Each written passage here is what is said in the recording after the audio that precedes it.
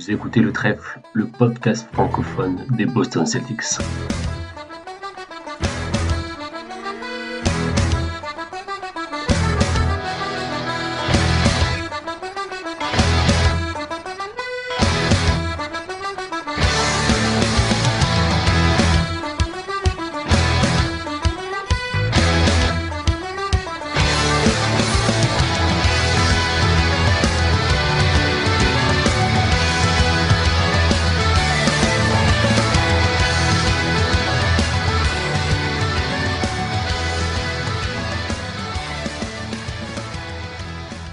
Bonjour à toutes et à tous et bienvenue dans ce nouvel épisode du Trèfle. Titouan au micro pour vous accompagner.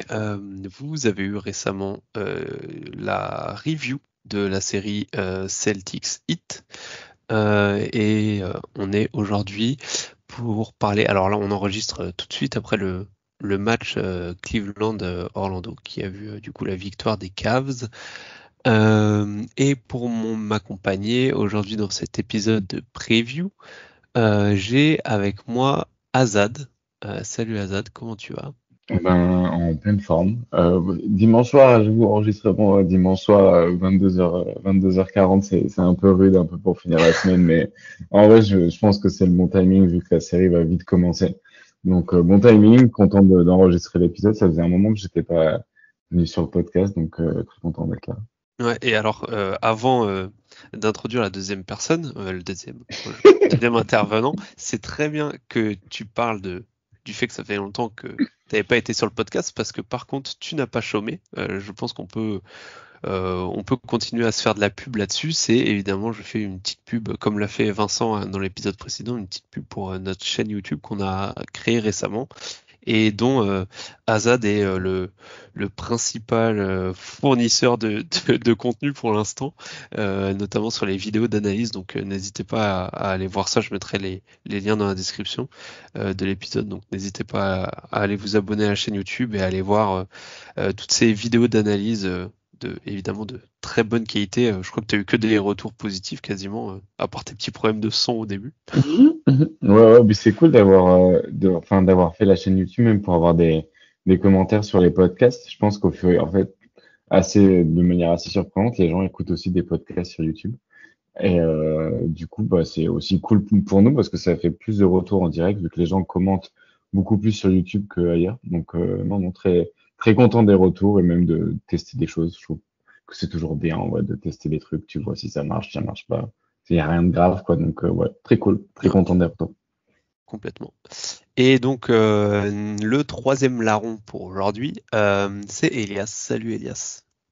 Salut. Écoute, ouais, comme dit Azad, dimanche soir, ça fait tard, mais on est là. On s'est dit que c'était bien de le faire immédiatement, comme ça partait direct. J'ai pas été aussi actif qu'Azad. Moi, je me suis contenté de regarder le Miami tomber en ruine avec un grand sourire, et je suis prêt pour cette nouvelle série. Très bien. Et on commence justement pour cette nouvelle série. Avant d'attaquer un peu, d'analyser, on va dire, le jeu, je vous propose de faire une remise dans le contexte. Donc du coup, on va affronter les Cavs qui ont fini 4e de la saison régulière.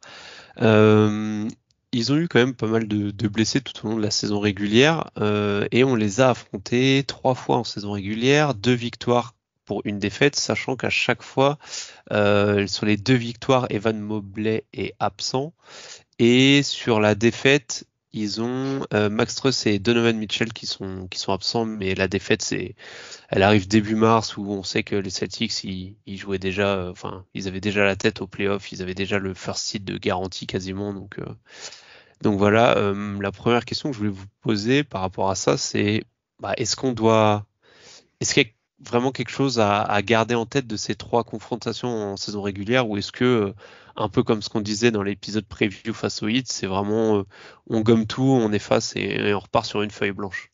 Ouais, pour te répondre assez facilement, je pense que effectivement, comme tu le dis, les absences de Mitchell et Allen aux 2 matchs précédents en décembre font que déjà on n'a jamais rencontré l'équipe complète, et nous en échange on jouait avec les 5 titulaires, et là Kristaps Porzingis sera pas là, donc je pense que on peut pas en tirer énormément, sachant qu'on prépare pas un match de saison régulière quand on prépare une série de playoffs.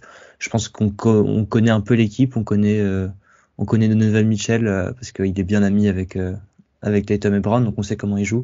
Après, je pense que ça va être quand même une histoire différente en playoff et on va en parler après, mais je pense que les matchs de saison régulière veulent pas dire grand-chose, sachant que de toute façon on est la meilleure équipe, ça c'est sûr, et on a gagné 2 matchs, et le match qu'on perd c'était une catastrophe absolue, parce que je crois qu'on se fait comeback de je sais plus 28 points, quelque chose comme ça, j'ai pas le chiffre en tête, mais c'était ridicule. Donc je pense pas qu'on peut vraiment beaucoup se baser dessus. Ouais, Azad, vas-y, toi, ouais, pour toi, est-ce que ça devrait être, avant qu'on arrive vraiment dans le fond du jeu, est-ce que pour toi ça devrait être une formalité, parce que bah voilà, c'est premier contre quatrième, sachant qu'on a survolé la saison régulière. Est-ce que tu penses que le résultat de la saison régulière devrait se refléter en playoff ou pas? En vrai, moi, les matchs que j'irais presque plus regarder, c'est pas ceux de cette année, c'est ceux de l'année dernière. Où au début de saison de l'année dernière, du coup ça devait être en 2022, enfin ça devait être genre fin d'année civile de 2022, où il y avait eu un double affrontement qui avait fini 2 fois en prolongation, avec Tatum qui met un dunk sur Jarrett Allen justement pour envoyer un match en prolongation à Cleveland. Et j'ai le rappel que l'année dernière, les affrontements entre Cleveland et Boston étaient vraiment très intéressants, même tactiquement, parce que c'est quand même 2 équipes qui ont des points forts et des points faibles, hein. Donc, après, l'équipe a pas mal changé du côté de Boston, mais ça permettait de voir un peu comment Cleveland pouvait aussi, avec le scoring sur le backcourt, un petit peu gêner Boston. Et du coup, il y a quand même des enseignements, je pense, à avoir un petit peu, ou à regarder du côté de la saison régulière plutôt sur ça. Mais on peut même remonter ouais, au match il y a 2 ans. Et en réalité, les matchs sont quand même souvent serrés avec Cleveland, même ceux de cette saison. En fait, le seul blowout de cette saison, c'est celui au final que Boston perd parce qu'il y avait un blowout pour Boston, mais ils se sont fait tuer par Dean Wade. Donc, voilà. Mais dans l'idée, je pense que la série est peut-être un peu plus serrée qu'on pourrait le penser, mais ça va beaucoup plus dépendre de Cleveland que de Boston, je pense. Ok, ouais. Bah du coup, je vous propose de rentrer un peu dans l'analyse du jeu. Euh, pour rien cacher aux auditeurs, c'est vrai qu'on n'a pas préparé une grosse trame bien précise. On voulait juste analyser un peu le jeu offensivement et défensivement, à quoi s'attendre, côté Celtics et côté Cavs. Tiens, Azad, je te laisse la main. Je sais pas si tu veux. Est-ce que tu veux commencer par l'attaque, par la défense? Je sais pas par quel point exactement tu veux commencer. Ouais, bah, en vrai, ça va être intéressant, même défensivement, parce que c'est une équipe qui va quand même pas mal au cercle. Cleveland, ils ont la 5e fréquence au cercle. Donc, Boston qui va jouer sans Porzingis. Du coup, je pense que c'est important de le notifier. Va devoir. C'est vrai que, désolé, je te coupe, c'est vrai Vas-y, vas-y. je me l'étais noté en point et c'est vrai qu'on en a parlé, mais juste un petit point rapide sur l'infirmerie. Boston jouera sans Porzingis vraisemblablement toute la série, même si ça va jusqu'en 7. Et les Cavs devraient jouer, du moins les premiers matchs, je sais pas combien de temps ça a duré, mais sans Jarrett Allen aussi. Donc voilà, tu peux continuer. Ouais. Ouais, et je pense que au niveau de l'attaque, la présence de Jarrett Allen va aussi leur poser un peu de problème sur la pression au cercle parce que c'était une grosse menace sur pick and roll. Mais c'est une équipe qui va vouloir beaucoup aller au cercle. C'est une équipe qui prend peu de mi-distance, en fait. C'est une équipe qui est 28e dans la zone du flotteur, 28e sur les longues mi-distances. Donc en réalité, c'est une équipe qui prend peu de tirs pas rentables et qui va pas trop jouer dans cette zone-là, alors que c'est une zone que Boston aime bien laisser aux adversaires. Et du coup, c'est là où ça va être intéressant parce que tactiquement, les shoots que Boston ont l'habitude de laisser en saison régulière, là, pour la match-up de Cleveland, Cleveland ne va pas les prendre, ces tirs. Et va du coup plutôt essayer d'aller au cercle ou alors peut-être d'avoir un gros volume à 3 points. On a vu que voilà, pour battre Orlando, ils ont pas mal utilisé leur shoot making. Il y a un passage de Sam Merrill qui les remet dans le Game 7 en fin de deuxième quart-temps. Max Strus qui re-rentre ses tirs aussi. Max Strus qui a un gros volume à 3 points qui va être très intéressant sur la série. Mitchell, Garland qui peut aussi être très efficace à 3 points. Donc je pense que la série va pas mal dépendre du shoot making de Cleveland et de leur capacité à aller au cercle et de s'offrir des bons 3 points. Parce que dans tous les cas, ils vont pas trop chercher cette zone du mi-distance. Donc ça, c'est l'enseignement sur l'attaque, entre guillemets, je pense qu'il faut garder un peu en tête. Et après, au niveau de la tactique plus en attaque, au-delà de là où est-ce qu'ils prennent leur tir, c'est une équipe qui a pas vraiment de points forts en attaque cette année. C'est une équipe qui est moyennement efficace au tir, qui perd moyennement des ballons, qui va pas vraiment au rebond offensif et qui va pas vraiment sur la ligne de lancer franc. Donc l'attaque devrait pas poser trop de problèmes si Boston arrive à bien protéger le cercle et à pas laisser des 3 points ouverts, parce ils font rien vraiment d'exceptionnel en attaque, c'est plutôt en défense où c'est vraiment là où ils ont peut-être plus de valeur ajoutée entre guillemets. Ouais, mais du coup, avec l'absence de Porzingis, qui on sait est quand même assez efficace dans la protection de cercle, est-ce Ouais. que tu penses que pour pallier à son absence, on va pas devoir surcharger la raquette, quitte à laisser en fait un peu plus de shoot à 3 points et quitte à ce qu'on perde un ou deux matchs dans la série sur un coup de chaud à 3 points, parce qu'en fait on le sait, euh, au niveau des shooters à 3 points, ils ont Mitchell, Garland, Struss qui peuvent mettre à 3 points, mais on sait que le reste ils ont pas non plus. Bon, il y a Sam Merrill, mais ils ont pas parmi les joueurs qui ont beaucoup de minutes. Ils n'ont pas beaucoup de gros snipers. Est-ce que ça serait pas une possibilité, une stratégie, on va dire, de se dire, bah, on blinde la raquette pour limiter les drives, notamment de Garland et de Mitchell, justement. Et en gros, on prend le risque de la variance à 3 points, quoi. Ou tu penses que c'est peut-être too much? Bah, je pense que ça dépend à qui tu vas les laisser les tirs et puis à quel point tu arrives à. En fait, faut déjà essayer de contenir les drives, je pense, avant de vouloir essayer de voir à quel point Jrue Holiday et Derrick White, qui sont censés en tout cas être parmi les meilleurs défenseurs sur les lignes arrières de NBA, là, bah, tu vas les passer au révélateur parce que du coup, tu as deux mecs qui vont pouvoir les tester à fond. Et du coup, si tu dois venir à deux pour gêner les drives et offrir des kick-out, surtout s'ils jouent, là, en fait, ils se mettent à jouer avec un seul intérieur, donc avec un shooter en plus. Là, par exemple, Okoro, tu vois, tu n'as pas envie de le laisser ouvert non plus à 3 points s'il commence à rentrer ses tirs, quoi. Donc, à voir comment la variance va prendre sa place là-dedans. Mais je pense que essayer de contenir les drives adverses. Et du coup, je pense qu'on va peut-être être plus sur une série de switch all où tu refuses de laisser des décalages. Et je pense que Al Horford, il va être pas mal mis aussi au révélateur dans la série. Donc ça va être très intéressant à suivre, je pense, de voir ce qu'ils vont réussir à faire Boston défensivement face à cette équipe. Parce que du coup, là, ils ont pas mal galéré contre Orlando, Cleveland offensivement. Mais Orlando a aussi vraiment beaucoup d'armes défensives. À voir si Boston pourra aussi refaire ça et les remettre un petit peu dans l'embarras, quoi. Ça marche. Elias, toi, ton avis justement sur cette partie-là, sur le côté attaque de Cleveland et du coup défense de Boston? Ouais, bah, Azad l'a plus ou moins dit, mais pour moi, ça va surtout passer par Derrick White et Jrue Holiday, dans le sens où on l'a vu comme contre Orlando, avec Jalen Suggs et d'autres. La pression de ballon qu'ils arrivent à mettre sur Donovan Mitchell et Darius Garland, c'est ça qui fait vraiment qui leur pose problème en attaque aux Cavs.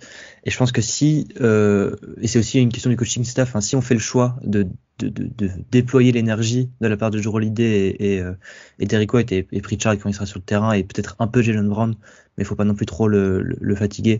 Si on fait le choix d'aller vraiment défendre fort physiquement tout le temps en suivant les deux porteurs de balle, je pense que là on peut être sur quelque chose de très intéressant. Sinon, je pense que si c'est pas ça, ça va être du switch all très basique qu'on a vu en gros l'année dernière contre Atlanta, qui était pas exceptionnel, mais qui peut marcher à peu près correctement avec Al Horford en 5. Je pense que effectivement, on va avoir quelques problèmes pour protéger le panier, mais moi, je pense pas qu'on va laisser beaucoup de 3 points ouverts parce que c'est pas trop quelque chose que Joe Mazzulla il aime faire, parce que bon, on l'a très bien compris, il aime les maths et il sait que les 3 points ça rapporte beaucoup de points. Donc pour moi ça va plutôt être c'est ça, du switch all et de la défense un peu maintenue sur Mitchell et Garland. Et du coup, donc vous me dites tous les deux peut-être un peu plus de switch all.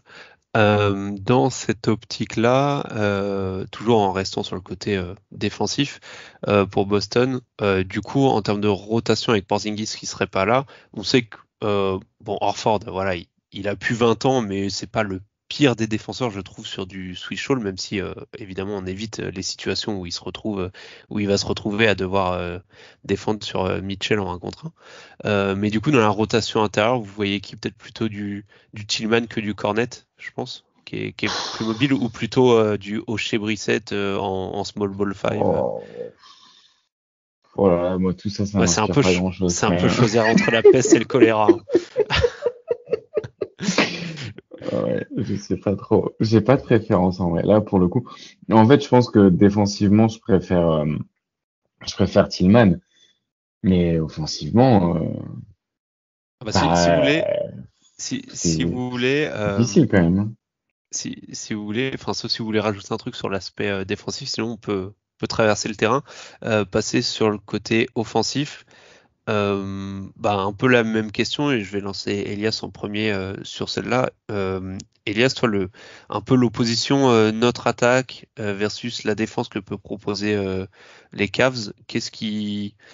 Ouais, à quoi on peut s'attendre? Qu'est-ce qui peut te faire peur ou au contraire, qu'est-ce qui peut te donner de l'assurance, on va dire. Ouais, moi, je pense que le truc qu'on va vraiment appuyer, sur lequel on va vraiment appuyer, pardon, et qui va être important, c'est qu'on va beaucoup jouer le rebond offensif, surtout si Jarrett Allen n'est pas là. Étonnamment, Cleveland, même si c'est une équipe qui joue à 2 bigs et qui a l'air grande, c'est pas une équipe en playoff en tout cas qui est très bonne au rebond défensif. On les souvient de leur série Mm. contre les Knicks où ils s'étaient fait complètement manger. Là, c'est pareil contre le Magic. Bon, les stats sur une série playoff, on va pas les sortir parce que c'est pas représentatif, mais ils ont pas des bonnes stats de rebond défensif. Et on a vu Boston contre le Heat vraiment mettre le point d'honneur, le point d'appui sur le fait d'aller chercher des rebonds offensifs. Et je pense on va générer juste beaucoup plus de possession que les Cavs. Rien que sur ça, je pense que déjà, ça va être la première stratégie de Boston, ça va être de jouer vite et de générer des possessions.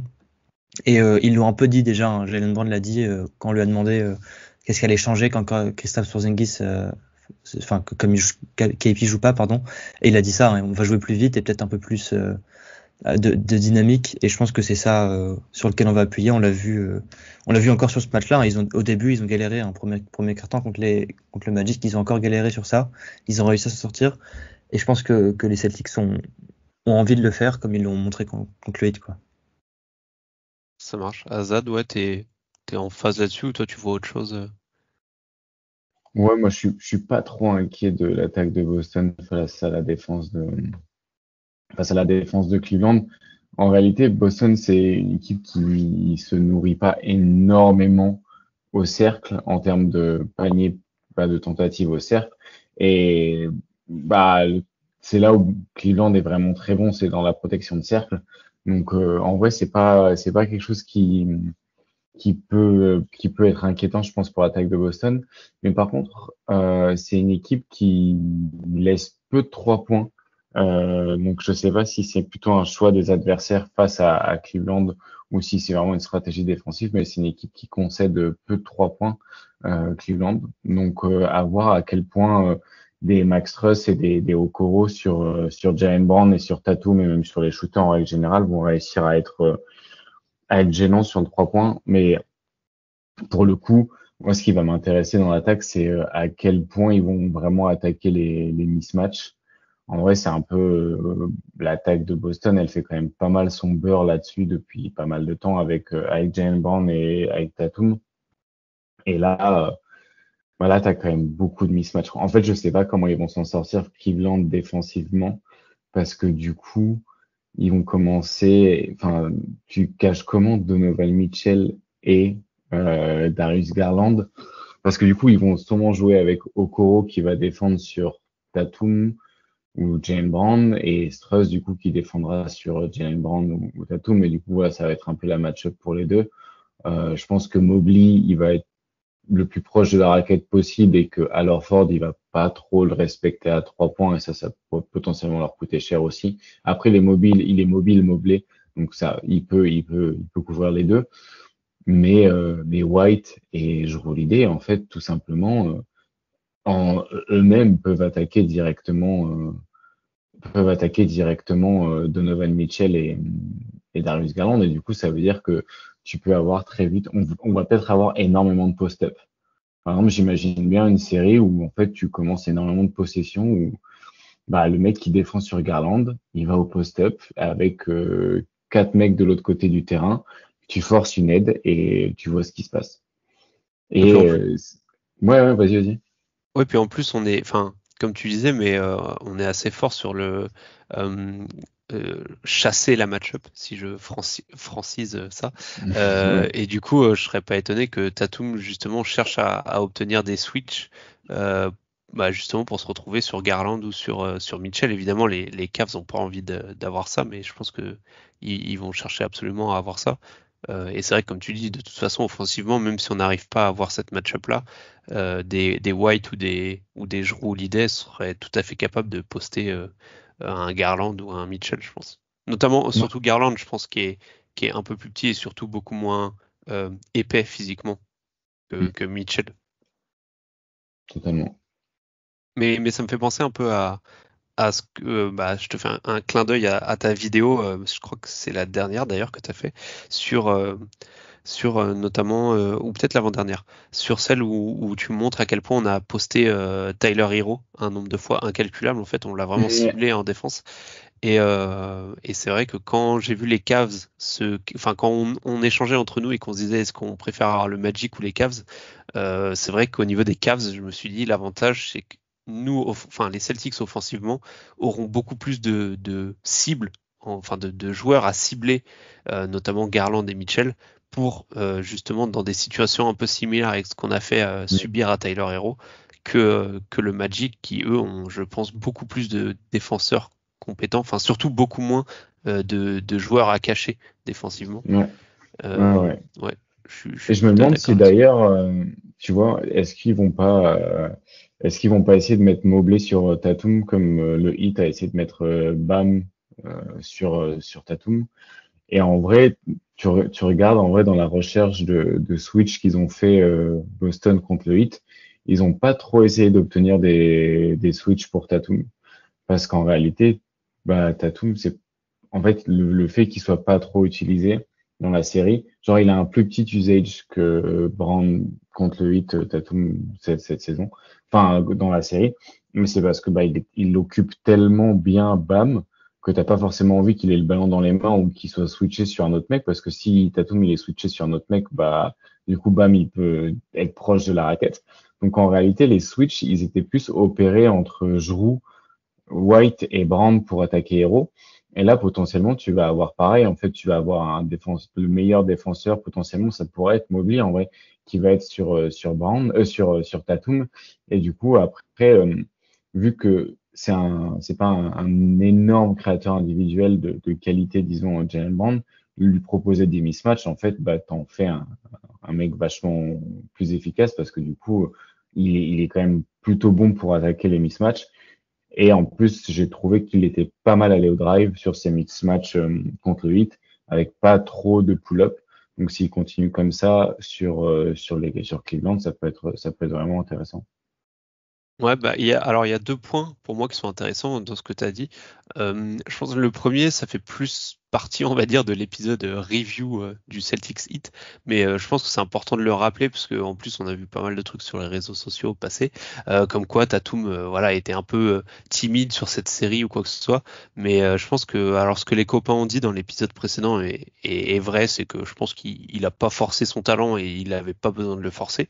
Mais il y a aussi le fait, comme tu l'as dit que Bam était sur Tatum et que du coup, en fait, on avait tout intérêt à garder Tatum entre guillemets loin du jeu parce qu'en fait, bah, un Tatum loin du jeu, ça voulait dire un Bam loin du jeu et du coup, ça voulait dire plus de protection de cercle et comme tu l'as très bien expliqué là à l'instant et tu l'avais aussi expliqué dans les vidéos sur YouTube où en fait, bah, un Bam loin de la raquette, ça fait plus de protecteur de cercle et donc bah, après, c'est beaucoup plus simple pour Jrue, pour White ou pour Jalen Brown d'aller finir près du cercle. Et en fait, donc il y a ça déjà qui est important à rappeler, c'est donc c'est pas Tatum qui a fait une petite série parce qu'il a pas été bon, c'est juste que on lui a demandé entre guillemets de pas être euh, très impliqué, on va dire, dans le jeu, parce que lui son rôle c'était garde Bam loin du cercle. En gros. Euh, Et vu que c'est le joueur offensivement le plus dangereux des Celtics, forcément il attirait énormément Bam loin du cercle. L'autre point, je trouve important, tu as dit du coup, tu as suggéré la possibilité que les Cavs fassent la même chose en mettant Mobley sur Tatum. Mais du coup, naïvement, moi je me dis, est-ce que c'est une bonne idée de le faire parce qu'on a vu que, surtout que eux, ils ont pas de Jarrett Allen. Je veux dire, s'ils avaient Jarrett Allen, ils pourraient se dire, on met Mobley sur Tatum, et comme ça, on a toujours Jarrett Allen pour protéger le cercle. Sauf que là, vu qu'ils n'ont pas de Jarrett Allen, est-ce que c'est vraiment une bonne idée de faire la même chose que le Heat, de mettre Mobley sur Tatum, et du coup de se dire, ouais, mais on va se faire, Garland et Mitchell, ils vont se faire truander, et il y aura personne pour protéger le cercle derrière. Donc, tu vois, je sais pas si c'est vraiment une bonne solution de partir sur un Mobley loin du cercle. Pas forcément. Moi, j'ai pas trouvé que mettre Bam sur Tatum, ce soit forcément la meilleure idée. Tu vois, j'aurais Ouais, peut-être c'est pour ça. Ouais. presque mis sur Brown. Mais bon, après, de toute façon, je pense que le Heat et les pauvres, ils étaient juste pas équipés pour cette série. C'est dommage, mais voilà, je pense que dans tous les cas, il y avait pas vraiment de solution pour eux. Ouais. Elias, est-ce que toi tu vois un autre point ou est-ce que tu penses aussi que les Cavs, alors le Heat on l'a dit n'était pas assez équipé, est-ce que les Cavs sont équipés pour nous embêter ou tu penses que il peut y avoir un Donovan Mitchell game mais en vrai on se dirige sur on parlera des pronos après mais on se dirige sur une série assez facile. Pardon. Comme disait Azad, je pense pas qu'il y ait vraiment, en tout cas défensivement, je pense qu'il n'y a pas grand chose qu'ils peuvent faire pour nous gêner. Je pense si dans l'éventualité où Jarrett Allen joue, on ne sait pas encore à sa blessure, elle n'est pas vraiment statuée. À mon avis, il jouera pas au prochain match parce que c'est quand même c'est une blessure aux côtes et apparemment il pouvait pas bouger, donc ça va pas se rétablir en 2 jours, mais il va jouer à mon avis dans la série quand même. À ce moment-là, il faudra quand même pas trop rentrer dans le cliché des Celtics qui l'ont fait à certains moments, donc soit le trigger happy, on lance des 3 points, tout va et on rentre dans les vis, on va dire. Mais je trouve qu'il y a eu beaucoup de sérieux contre le Heat et je pense que, j'ai pas trop peur de ça. Sinon, effectivement, si c'est pas ça, je pense que c'est pas Donovan Mitchell, Darius Garland, Max Strus et Sam Merrill qui vont défendre les Celtics, ça c'est sûr. Donc effectivement, j'ai pas trop peur. Je pense pas qu'ils aient les armes défensives pour nous ralentir, comme tu le dis. Offensivement, ils ont de quoi peut-être un peu venir nous titiller. Mais l'année dernière contre Atlanta, on n'avait pas on n'avait pas Jrue Holiday pour apporter une espèce de safety net derrière Jrue Holiday et Jaylen Brown sur la défense des guards. Donc je pense qu'on est un peu mieux équipé que l'année dernière. Et personnellement, on n'en a pas trop parlé. Moi, je pense que l'absence de Kristaps Porzingis en défense va pas être si impactante que ça, parce que je pense qu'on a de quoi faire. Et pour revenir à ce que tu disais sur Luke Kornet et Xavier Tillman au début, effectivement, peut-être que Tillman est meilleur pour du switch et pour défendre, en défense en tout cas, que Kornet. Mais je pense pas que Joe lui fasse confiance. On l'a pas du tout vu contre Miami. Il jouait, avant que Luke Kornet revienne de blessure, donc je crois que c'était les 2 premiers matchs qu'il a pas joué. On n'a juste pas vu une rotation élargie au 5. Dès que Luke Kornet était revenu, il a joué immédiatement. Donc je pense juste que à cause de son niveau offensif, Mazzulla fait pas confiance à Tillman, donc on le verra pas. Et je pense qu'il y a moyen qu'on voit juste Kornet dans des schémas un peu plus basiques de drop sur les minutes où Horford joue pas. Et là, ça peut effectivement poser problème. Mais je pense pas que ça nous fasse perdre 4 matchs, c'est sûr. Ok, ouais, je peux comprendre. Du coup, en fait, on devrait plus craindre. En fait, est-ce que la question que je me pose et du coup que je veux vous poser, est-ce que les seuls scénarios où on perd le match, peut-être pas la série, mais au moins quelques matchs, c'est des scénarios où en fait Tatum, Brown commencent à trop shooter à 3 points, à trop rentrer un peu retomber dans leur travers, si je puis dire, et faire trop de pull-up. En fait, c'est le seul scénario où on perd des matchs, c'est ça? Ouais, ce serait mal profiter des mismatchs en fait. Ce serait ouais. En fait, cette équipe, elle ressemble presque à une moins bonne version du Heat de l'année dernière entre guillemets, parce que du coup, tu as un très bon défenseur avec Mobley et à côté de ça, tu as un gros driver qui est Mitchell, du coup qui est pas Butler, mais qui peut être très impressionnant. Et tu as des joueurs un peu connecteurs en attaque, mais avec pas vraiment de création. t'as Garland, c'est difficile de vraiment mettre un mot dessus parce qu'il avait fait une très bonne saison l'année dernière et cette année moins. Et du coup, en attaque, normalement, c'est une moyenne attaque et une très bonne défense, donc ça ressemble un peu à ce que le Heat peut être entre guillemets. Mais c'est là où, du coup, faut pas que Boston passe à côté de ses matchs en attaque parce que ça reste une très bonne défense. Et si t'exploites pas bien les mismatchs, tu vas pas avoir beaucoup d'occasions de dominer. Donc, faut vraiment appuyer là où ça fait mal, quoi. Et par exemple, Orlando, c'est pas quelque chose qu'ils ont réussi à faire pendant la série. Tu vois, Banchero, quand il attaquait, il obtenait un switch. Souvent, il était au milieu de la raquette. Et Banchero a tendance à faire ce que parfois Tatum et Brown font, c'est d'attaquer un mismatch par du pull-up ou un fadeaway au lieu d'aller au drive. Et c'est vrai que quand tu attaques un mismatch au milieu du terrain, ouais, c'est beaucoup plus facile de venir en aide. En fait, le mieux dans un mismatch, c'est un peu genre, c'est un peu de l'isoler, genre d'un côté vide du terrain, pour que l'aide puisse venir seulement de la baseline, mais du coup, tu peux piger par une passe, ou enfin de venir que des côtés vraiment définis. Alors que si tu es au milieu, c'est beaucoup plus difficile d'attaquer un mismatch. Donc, je pense que la manière dont Boston va construire un petit peu la géométrie de son terrain pour attaquer des mismatchs. Ça va être le point peut-être le plus intéressant à suivre en attaque et qui va faire que tu gagnes 4-0 ou 4-3 ou que tu perds peut-être. Je sais pas. On peut faire les pronos si jamais on peut passer aux pronos si jamais vous voulez. Ouais, si vous avez pas d'autres points, je sais pas si Elias, tu voulais aborder un autre point, Oh, mais ouais, non, juste pour te répondre, ta question c'était est-ce que la seule manière de perdre c'était Tatum et Brown qui tirent à 3 points. Je pense que on n'est pas à l'abri, enfin on n'est pas à l'abri. Donovan Mitchell est quand même un joueur offensif capable d'être génial. Je pense il peut y avoir un match où il gagne tout seul, on va dire. Mais à part ça, non, je vois pas, comme dit Azad très bien, je pense que ce qui va dépendre, c'est surtout notre attaque à nous et si on la gère bien, si on a la tête sur les épaules, ça devrait aller, quoi. ok. Écoute, je vous propose de passer direct au prono et je vais lancer Azad en premier parce qu'il avait l'air. Il va peut-être avoir un prono un peu différent de beaucoup de fans des Celtics. C'est dur. J'aime pas faire les pronos. J'aime pas faire les T'hésites pronos. entre 4-3 ou 3-4? Non, mais non, je pense quand même que Boston va gagner, mais je dirais 4-2. Euh, je pense qu'il y a un Donovan Mitchell game que, que tu perds.